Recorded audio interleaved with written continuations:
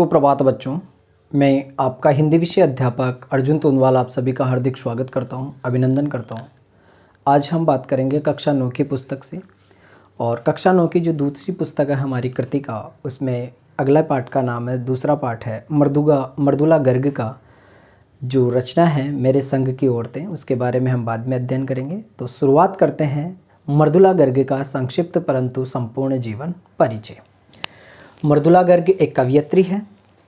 इनका जन्म 25 अक्टूबर 1938 को कोलकाता पश्चिमी बंगाल में इनका जन्म हुआ है। 1960 में इन्होंने स्नातकोत्तर अर्थात एमए की डिग्री किस विषय पर, अर्थशास्त्र में प्राप्त की है। शिक्षा की बात करें तो यूनिवर्सिटी ऑफ दिल्ली से इन्होंने शिक्षा ग्रहण करी है, उच्च शिक्षा। इनकी भाषा हिंदी रही है। इनका जो कार्य क्षेत्र रहा है वह है उपन्यास पर, कहानी पर, नाटक पर और निबंध पर।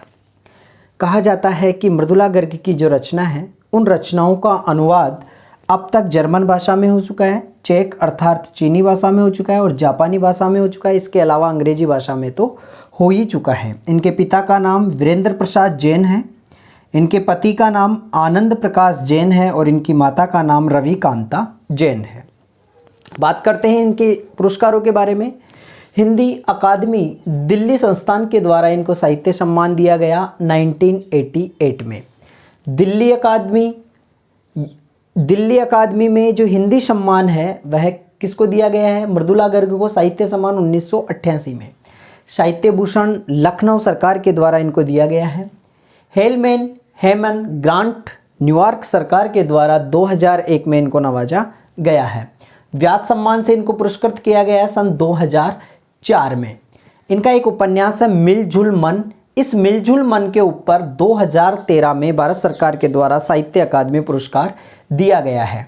2016 में राम लोहिया सम्मान से इनको नवाजा गया है। इनके प्रमुख उपन्यासों की बात करें तो उसके हिस्से की धूप 1975 में प्रकाशित, वंशज 1976 में प्रकाशित, चितकोबरा 1979 में प्रकाशित, अनित्य इसके संबंध में जो सन है वह अज्ञात है, मैं और मैं 1984 में दिया गया है, कठ गुलाब 1996 में, मिलजुल मन 2009 में दिया गया है। इसके बाद बात करते हैं कहानी संग्रह की।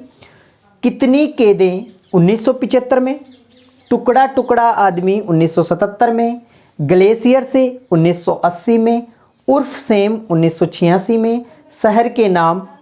इसके अलावा अगर नाटकों की बात करें तो इनके प्रसिद्ध नाटक है एक और अजनबी, जादू का कालीन, तीन केदें, चुकते नहीं सवाल और यात्रा वृतांत की बात करें कुछ अटके कुछ बटके इनका प्रमुख यात्रा वृतांत है। वैसे तो परीक्षाओं की दृष्टि से अगर हम बात करें तो इनका परिचय पूछा नहीं जाता है, फिर भी प्रतियोगी परीक्षाओं में कभी कभी मृदुला गर्ग से संबंधित प्रश्न आ जाता है। और कक्षा 9th में अगर बात करें तो छोटा सा सामान्य सा 2 नंबर का परिचय आता है, तो सभी को मृदुला गर्ग का संक्षिप्त परिचय आना चाहिए। आप सभी को समझ में आया होगा। धन्यवाद।